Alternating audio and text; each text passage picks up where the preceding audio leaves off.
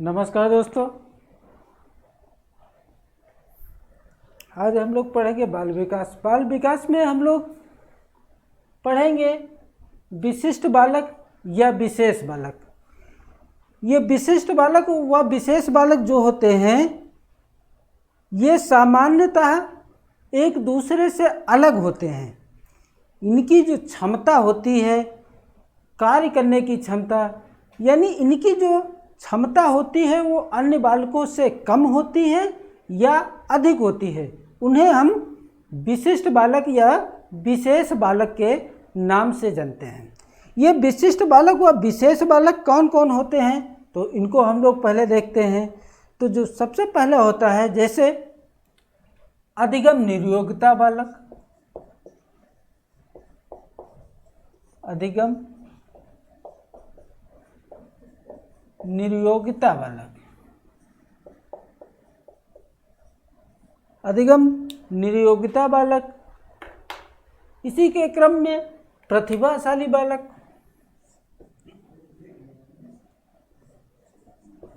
प्रतिभाशाली बालक,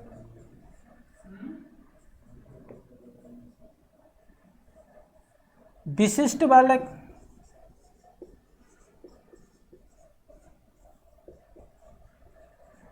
विशिष्ट बालक, वंचित बालक, पिछड़े बालक, वंचित बालक, पिछड़े बालक,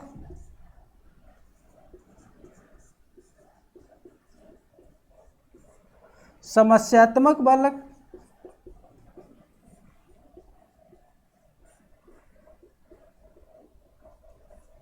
समस्यात्मक बालक, दिव्यांग बालक,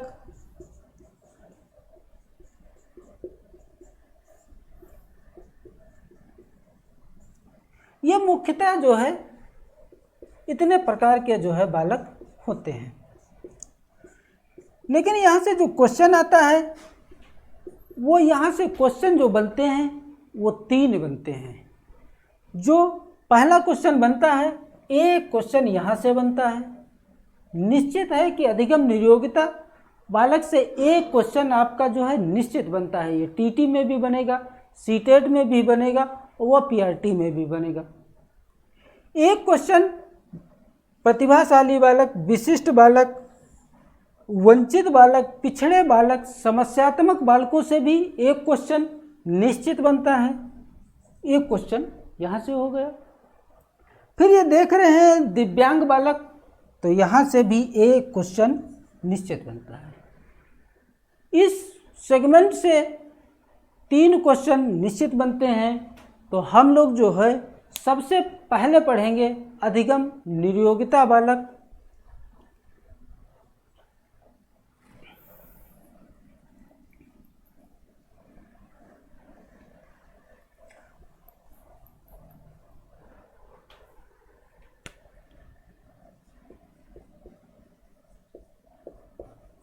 अधिगम निर्योग्यता बालक,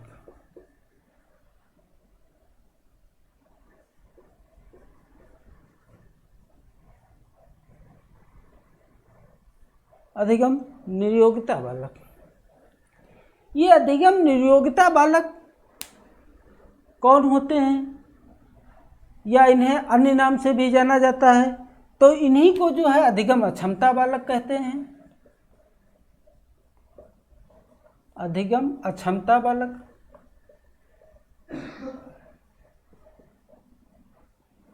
इन्हीं को अधिगम अक्षमता बालक कहते हैं और इन्हीं को अधिगम अशक्तता बालक कहते हैं, यानी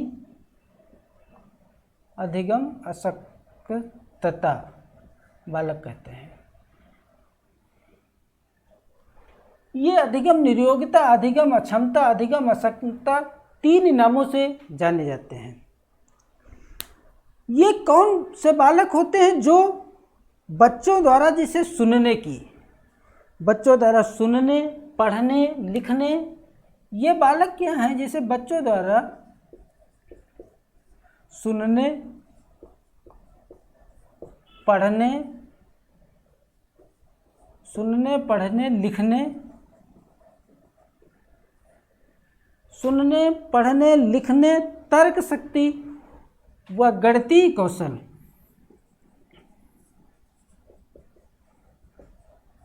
तर्क शक्ति व गणितीय कौशल।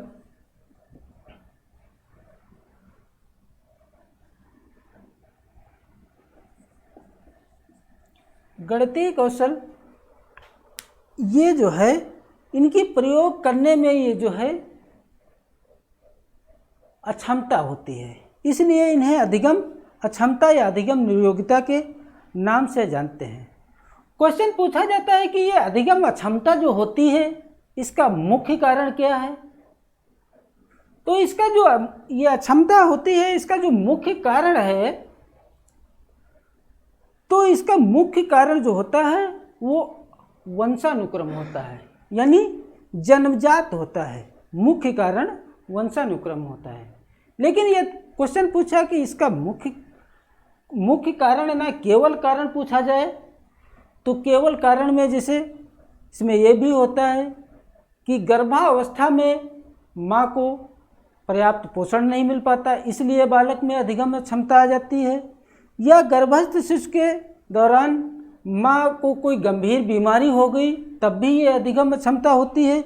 या हम कहें कि जब बालक का गर्भ में होता है बालक, उस समय माँ द्वारा मदिरा सेवन से भी ये अक्षमता हो जाती है।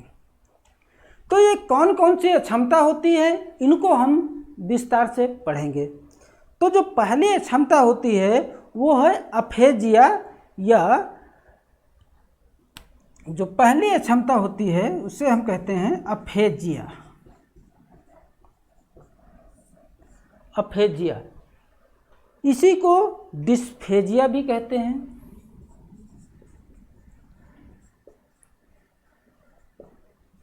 अफेजिया या डिस्फेजिया,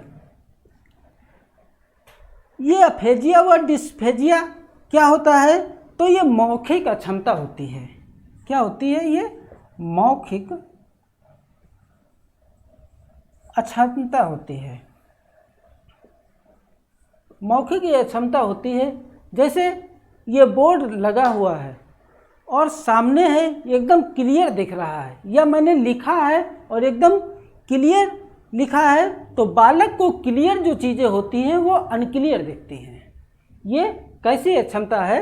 ये मौखिक अक्षमता है, जिसे अफेजिया या डिस्फेजिया कहते हैं। दूसरा हम देखते हैं अग्रेफिया या डिस्ग्राफिया। दूसरा जो है वो ये है कि अग्रेफिया या डिस्ग्राफिया।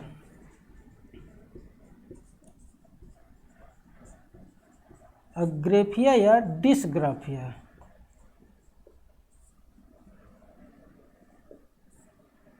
डिस्ग्राफिया ये जो है कौन सी अक्षमता होती है, तो ये लेखन अक्षमता होती है।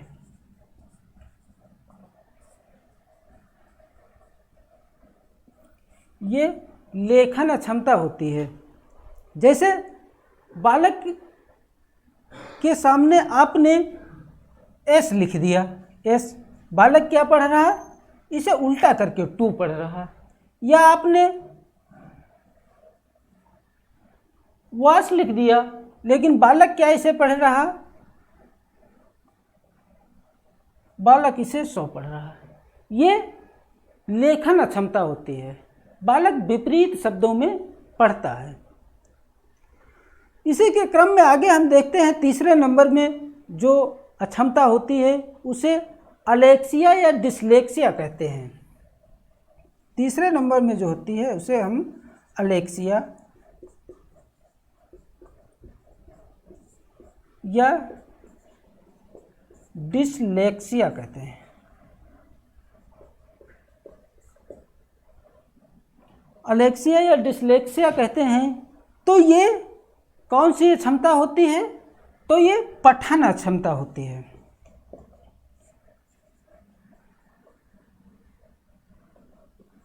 ये पठन अक्षमता होती है। जैसे आपने लिखा 63, लिखा 63 और बालक क्या पढ़ रहा है 36।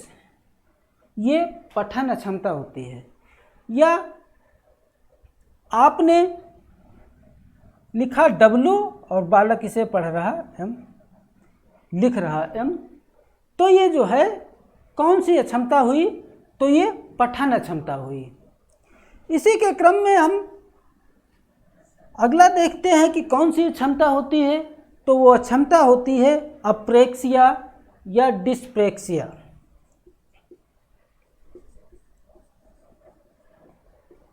अप्रेक्सिया या डिस्प्रेक्सिया, ये कौन सी क्षमता होती है? तो ये सूक्ष्म गतिक जो है क्षमता होती है, सूक्ष्म गतिक अक्षमता। सूक्ष्म गतिक अक्षमता होती है। सूक्ष्म गतिक अक्षमता कैसे है? जैसे मुट्ठी बनाना, चुटकी बजाना, उंगलियों का प्रॉपर चलाना, तो बच्चा नहीं चला पाता है, तो इसे हम क्या कहते हैं? सूक्ष्म गतिक अक्षमता। आपने देखा कि यहाँ से टीटी सीटेट में क्वेश्चन हर साल बनता भी है, ठीक, और ये क्वेश्चन हर बार बनेगा भी। तो ये आप देख रहे हैं कि ये अप्रेक्सिया, डिस्ग्रेफिया, अलेक्सिया, अप्रेक्सिया, ये क्या है? इसको हम एक बार में भी तो लिख सकते थे। इधर देखेंगे तो डिस्प्रेक्सिया, डिस्ग्राफिया, डिसलेक्सिया, डिस्प्रेक्सिया, इसे भी हम एक ही बार में लिख सकते थे। तो ये जो इधर की बीमारियां होती हैं, अप्रेक्सिया, अग्रेफिया, ये जो है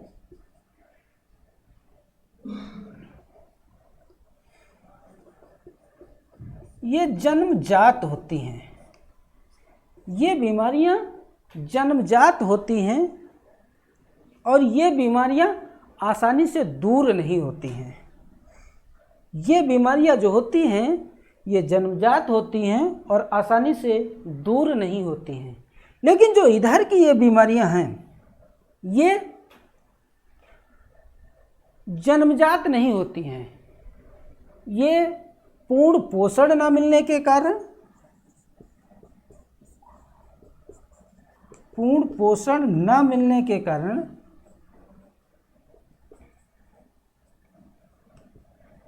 कारण या कोई गंभीर बीमारी के कारण होती हैं।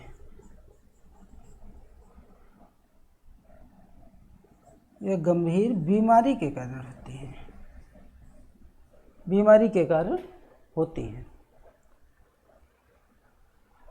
तो आप सब लोग देख लीजिए, ये जो है बीमारियां होती हैं, ये अक्षमताएं होती हैं। अगला जो है प्रश्न पूछा जाता है तो उसकी भी हम लोग यहाँ चर्चा करेंगे। अगला एक प्रश्न पूछा जाता है,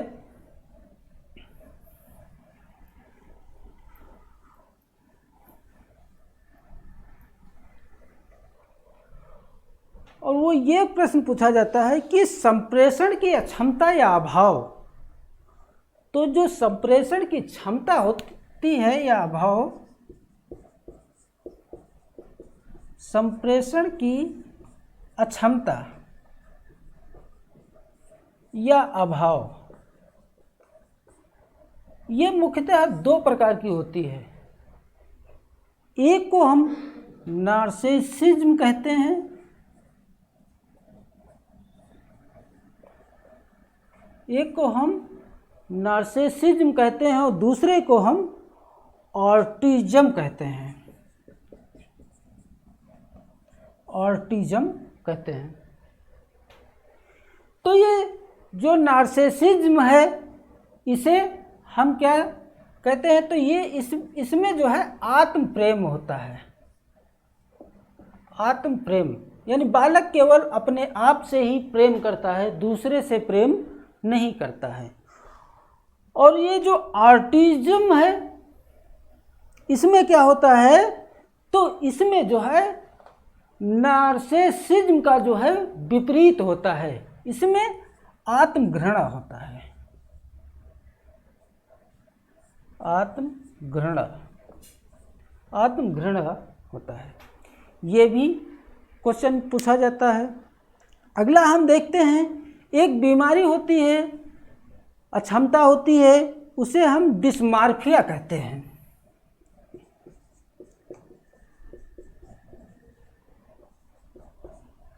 डिस्मार्फिया, ये जो डिस्मार्फिया है ये कैसी बीमारी होती है, कैसी अक्षमता होती है? तो बच्चा इसमें अपने आप को हीन समझता है। जैसे हम किसी से सुंदर नहीं हैं, हम किसी से बातचीत नहीं कर सकते, हम किसी से बोल नहीं सकते, हम किसी के इतना स्मार्ट नहीं हैं, हम किसी जैसा लिख नहीं सकते हैं, किसी प्रकार किसी के जैसा हम पढ़ नहीं सकते हैं। तो इसमें जो है ये अक्षमताएं होती हैं। बालक जो है अपने आप को एक दूसरे से जो है अलग समझता है, भिन्न समझता है, हीन समझता है।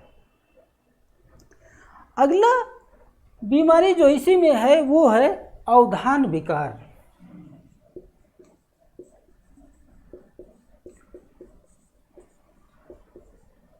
अवधान विकार, अवधान विकार में बालक ध्यान केंद्रित नहीं कर पाता। यानी अध्यापक कुछ पढ़ा रहा, बच्चा कहीं और सोच रहा है। अध्यापक बोर्ड पर कोई बात समझा रहा है, लेकिन बच्चा वो खेलने में मस्त है, वो क्लास में ही खेल रहा है। तो बच्चा एक जगह ध्यान यहाँ पे जो है एकाग्रित नहीं कर पाता है, एकाग्र नहीं कर पाता है। ये हम लोग जो है अक्षमताएं पढ़ें। इसी के क्रम में आगे हम लोग देखते हैं, एक अक्षमता होती है गणितीय क्षमता। एक अक्षमता होती है गणितीय क्षमता, जिसे जो है डिस्कैल्कुलिया कहते हैं।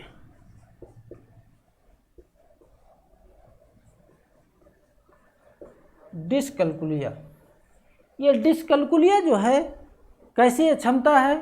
तो ये गणितीय क्षमता है। अधिकतर कोचिंगों में ये डिस्कैल्कुलिया को ही बता करके छोड़ दिया जाता है कि ये डिस्कैल्कुलिया क्या है, ये गणितीय क्षमता है।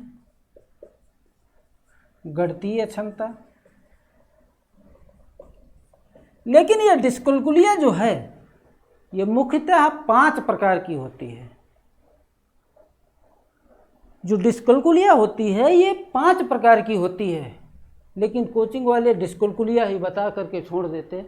अब कौन सी डिस्कैल्कुलिया है, वर्बल है, ग्राफिकल है, तो जो है बालक वहाँ पर कंफ्यूज हो जाता है।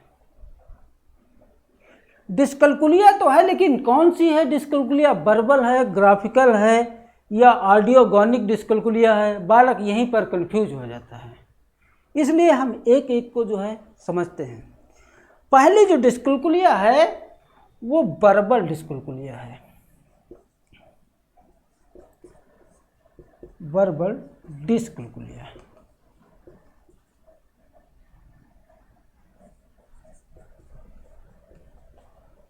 वर्बल डिस्कैल्कुलिया, इसमें जो है क्या समस्या होती है? तो हम लोग देखते हैं कि इसमें जो होती है कि बालक से ये कहो कि बेटा 2 + 3 कितने हुए, तो बालक ये 5 नहीं बता पाता है। इसमें बालक मुँहज़बानी कोई चीज़ नहीं बता पाता है, उसे जो है कॉपी व पेन की जो है आवश्यकता होती है। कहीं पर वो पहले लिखेगा तब उसको जो है डिफाइन कर पाएगा। तो उसे हम वर्बल डिस्कैल्कुलिया के नाम से जानते हैं। अगला हम देखते हैं, अगली जो होती है वो है ग्राफिकल डिस्कैल्कुलिया।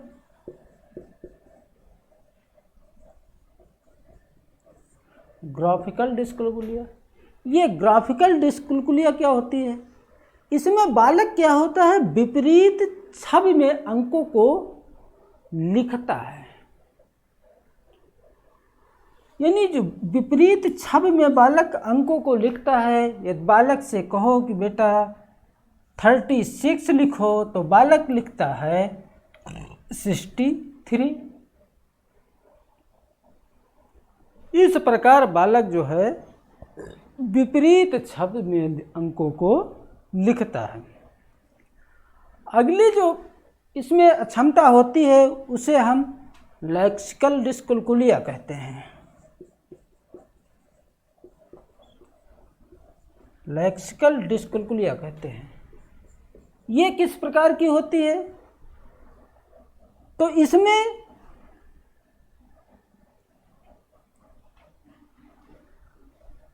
भी जो है बालक विपरीत अंकों को पढ़ता है। इसमें लिखने की बात हुई थी और इसमें पढ़ने की बात हुई है। बालक विपरीत शब्द में अंकों को पढ़ता है। यदि आपने कहा 63 तो बालक पढ़ रहा है 36। विपरीत अंकों में बालक शब्दों को पढ़ता है, उसे हम लेक्सिकल डिस्कैलकुलिया के नाम से जानते हैं। अगला इसी के क्रम में है प्रेक्टोगॉनिक डिस्कैलकुलिया।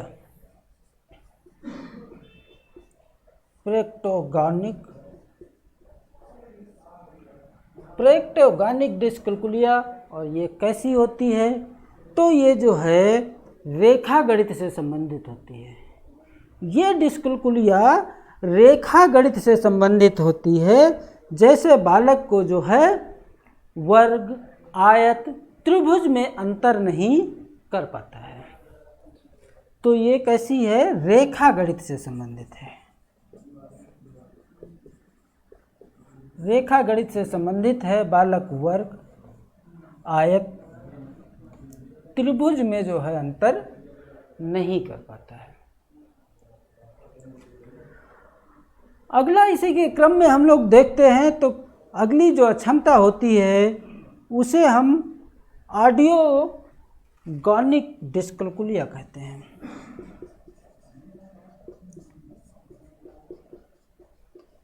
ऑडियोगॉनिक डिस्कैलकुलिया कहते हैं। ये ऑडियोगॉनिक डिस्कैलकुलिया क्या है? तो ये ऑडियोगॉनिक जो डिस्कैलकुलिया होती है इसमें बालक को जो है चिन्हों में भ्रम रहता है। बालक क्या होता है? चिन्हों में भ्रम होता है।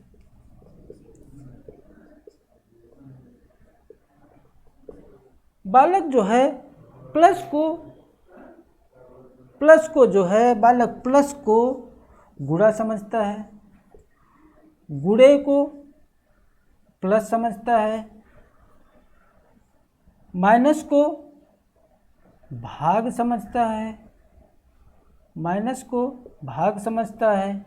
इस प्रकार बालक को जो है चिन्हों में भ्रम होता है।